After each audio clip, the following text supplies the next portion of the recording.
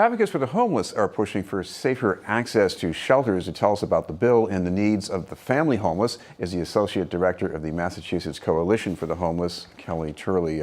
Thank you very much for being with us, Kelly. First of all, talk about the particular need that we're covering in this legislation that you want. So Massachusetts is considered by many to be a right to shelter state for families, but unfortunately that's not exactly true. Families have to meet very narrow eligibility requirements before they're provided shelter by the state, even though they're experiencing homelessness. And since 2012, many families have had to prove that they've already stayed in a place not meant for human habitation before they're approved for shelter. So that means that many families are forced to stay in cars, campgrounds, emergency departments, other unsafe places like a laundromat, a police station, before they can actually get the shelter that they need for themselves and their children. Well, one of the things that's happening right now is that under Governor Baker, the state is trying to get away from having families sheltered in hotels, which for some reasons can be pretty undesirable as well. What about that? Right, so I think there's an interplay between those two goals. One is to have fewer families staying in overflow places in hotels and motels. But if that's the ultimate goal, then we're seeing more families stay in unsafe places. So when the policy was changed, there were probably about 1,500 to 1,800 families staying in hotels and motels, with thousands of others families staying in more traditional shelters. I think last night there were about 45 families staying in motels, so the number has gone down drastically.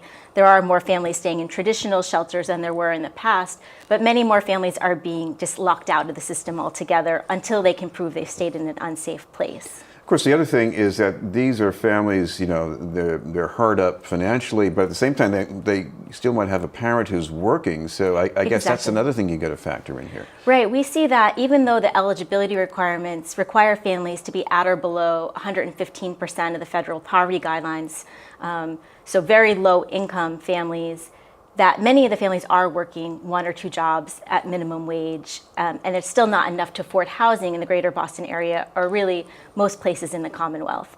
And that when families are forced to stay in an unsafe place, that often means that they're missing work, the children are pulled from school because they're trying to scramble to find some alternative to the state-funded shelter system. This is Being a News, and we're talking with Kelly Turley from the Massachusetts Coalition for the Homeless. Kelly, as far as this legislation goes, what would it provide for people that they can't get now, or at least can't get enough of?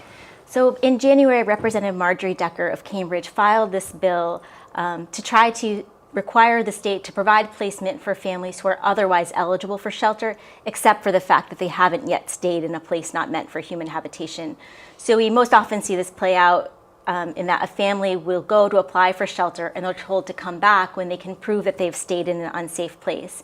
Instead, if this legislation were to pass and become law, then families who have no safe place to go that night would be provided shelter that evening instead of having to come back after themselves and their children have been traumatized by that experience. We've worked with the legislature the past several years to try to make this change through the budget process.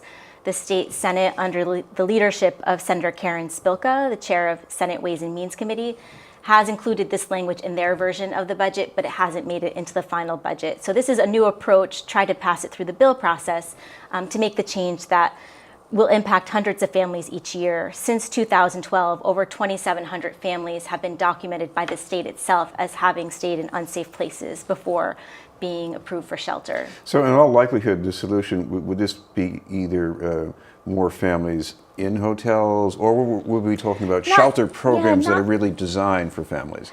So it's not necessarily increasing the number of families in shelter at all, because it's really only giving families one extra day of shelter, but it's that critical day when they would otherwise be going to stay in the emergency room or other unsafe place.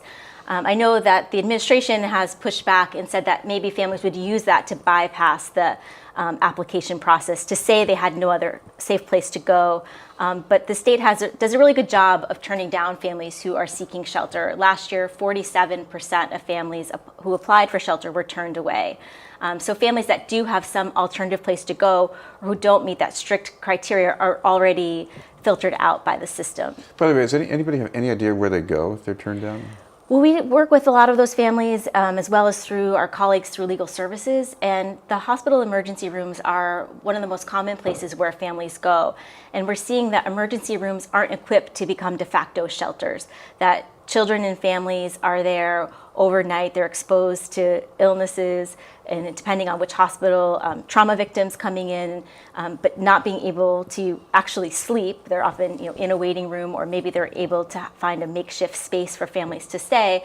But I think we can all agree that it's inappropriate for families to have to use hospitals as shelters. Well, if you're trying to persuade some of the cost-conscious people up in the State House, and I'm sure the governor is one of them, what would you say about the cost difference in this? We think that this change would only cost the state directly through the shelter program about $300,000 a year. This particular line Sounds pretty item, low for a whole state. exactly, right. It's a very small amount given that the state is scheduled to spend at least $155 million on the family shelter program this year. But we also know that there are outside costs, so that when families are staying in emergency rooms, there's a cost to the hospital, the cost to the mass health program.